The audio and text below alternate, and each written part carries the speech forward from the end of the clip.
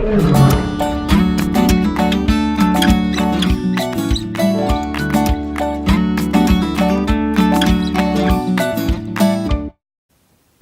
elab ühes sellises külas, kus on ainult üks suur tööandja, kelle juures Piret ka töötab.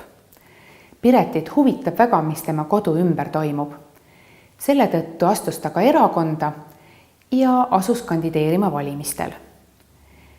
Pireti ülemusele aga ilmselgelt see ei meeldinud. Veel vähem meeldis talle erakond, kuhu Piret astus. Igal esmaspäeval on neil töö juures koosolek.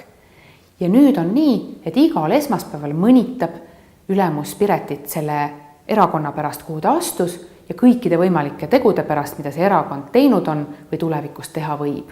Piretit see väga häirib, ta on seda oma tööandjale öelnud, ent tööandja jätkab samas vaimus. Selles näites on tegemist otsese diskrimineerimisega veendumuste tõttu.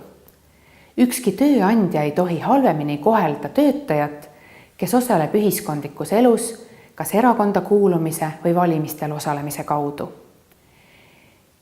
Poliitiliste veendumuste pärast, aga ka muude veendumuste pärast, mis on igati seaduslikud, ei tohi inimesi halvemini kohelda.